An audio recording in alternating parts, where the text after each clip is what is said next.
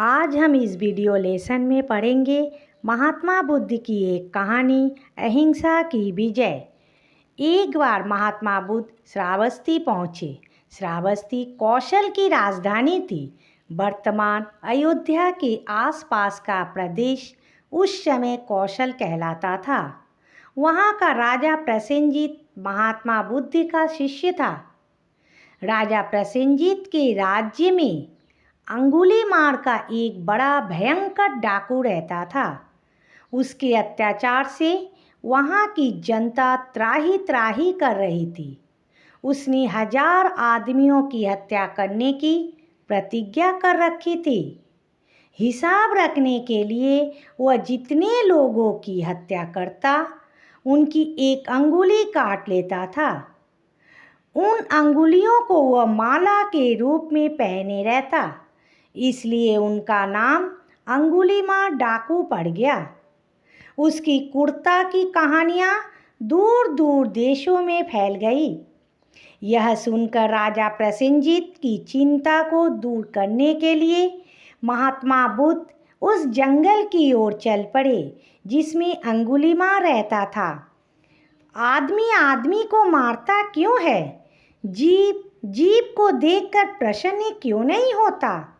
इन्हीं बातों पर विचार करते हुए महात्मा बुद्ध जंगल की राह में बढ़े जा रहे थे कि अचानक उन्हें किसी कठोर और भारी आवाज़ सुनाई दी। ठहर जा। ध्यानमग्न होने के कारण महात्मा बुद्ध आगे बढ़ते ही गए। थोड़ी देर बाद वे फिर शब्द सुनाई पड़े, ठहर जा। महात्मा बुद्ध रुक गए। तुरंत ही घनी झाड़ियाँ चीरती हुई विकराल मूर्ति आ खड़ी हुई।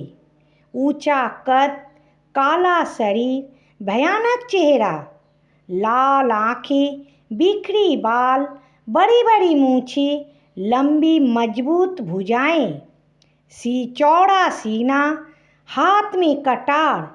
निश्चय ही यह मनुष्य नहीं, कोई दैत्य था। उसके गले में अंगुलियों की माला देखते ही बुद्ध को उसे पहचानने में देर न लगी।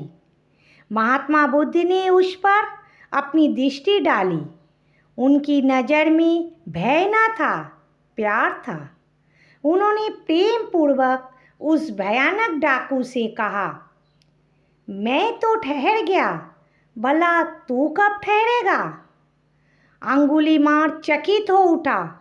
उसके सामने आने वालों की हमेशा भय से कांपते रहते थे। उसने सोचा, यह कौन है जो डरना तो दूर रहा, शांतिपूर्वक मुस्कुरा रहा है? महात्मा फिर बोले, बोल, कब ठहरेगा तू? अंगुलीमाल पर महात्मा बुद्ध का जादू सा असर हुआ।